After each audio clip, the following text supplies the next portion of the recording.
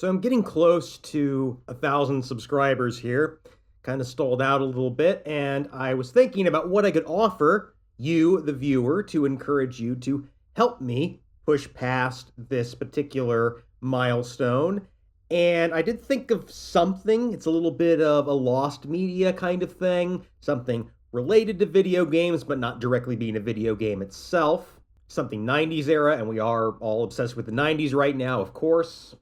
So, who wants to hear a heavily inebriated 40-something video game magazine editor sing a bunch of metal songs? All right, I lost all of you, but some of you I imagine are still around, so let's get into the details here.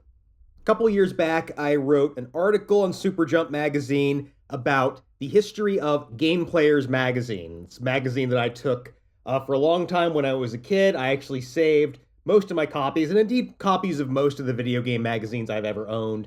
So I wrote a little piece on it. It's kind of special. If you don't know about this, it was never a really big publication, always kind of fairly, minor in the grand scheme of things, but it was unique for the way it embraced humor, especially after Chris Slate took over. A big part of that humor was a guy by the name of Bill Donahue, not the guy from the Catholic League. It's different. His name's spelled differently, I believe, but he was kind of the face of this humor for a long time. A lot of people still kind of remember what he brought to the magazine, and during its various iterations, he would sometimes disappear, and you really felt his loss, even if the magazine was doing what video game magazines were supposed to do. But the selling point for Game Players and all of its various iterations was the humor, and that was his thing. Well, in that article, I mentioned in passing that Bill Donahue had been in a band called the Rockin' Chair, and that I happened to have purchased both of the CDs that they put out. A while after that went online, I got an email from someone who, like me, had been a big fan of Game Players back in the day, was asking a little bit about Bill Donahue, which made me realize, because he was wondering what had happened to him. Donahue moved between a few other magazines, like everybody else did when Game Players did. He moved between different magazines in the Imagine Games Network. Yes, this was originally an IGN thing. And ended up at some magazines that Chris Slate was EIC for, and eventually just disappeared. Like, I legitimately do not know where this man is right now. I don't know for a fact that he's alive.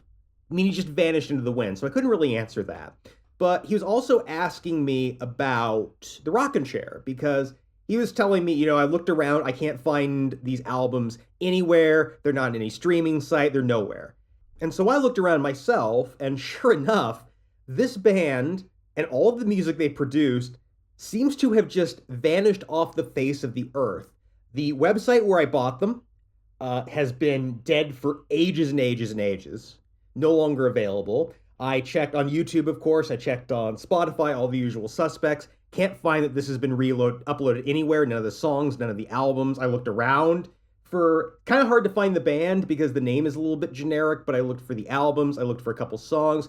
Couldn't find any of those anywhere. I looked on CD resellers. I looked on public domain websites, and I could not find a single trace of either of these albums, any of the songs on them, anywhere.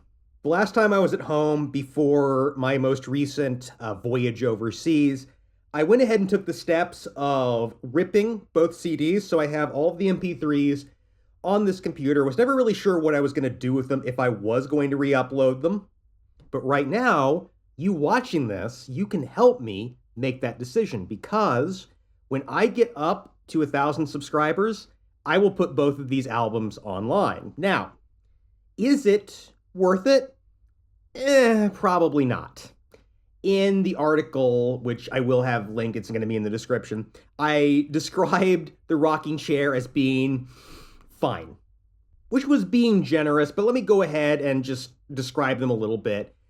The original iteration of it was three guys. Bill Donahue was the frontman, lead singer, and guitar. Then there was a bass player and a drummer. That is an arrangement that is known as the Power Trio, which is typically associated with punk. This is not a punk band. I would say, based on the heavy use of distortion and a few other things, it is definitely more like metal or heavy rock. Couple years later, they added a fourth guy for their second album, which incidentally has re-recordings of some songs from the first, which is something I'm not really accustomed to seeing, but it was on there. And that one it has slightly different sound that I really can't quite describe. I've been listening to a lot of metal lately and getting into the whole subculture of it and all of their ridiculous subcategories. I don't even know what I would call the rockin' chair. They're metal. It's metal. It's loud music, and it's kind of rocky, but it's kind of metally. It's loud music. Of course, I wouldn't dare make this video and not at least give you a taste of the bliss that you could be enjoying if you get me up to 1K subs. And I decided among the songs they have, really only one of them is about video games, so that's the one I'm going to go with. You're going to hear a brief clip of that in just a few minutes. The song is off of their first album, Ride of the Walkeries. The title is He Ain't Got No Boot. Now, those of you who are familiar with Game Players magazine and kind of their weird internal mythology and culture will probably recognize that, yes, indeed, this is about the multiplayer mode of Super Bomberman 2. So enjoy a little bit of this. I would fix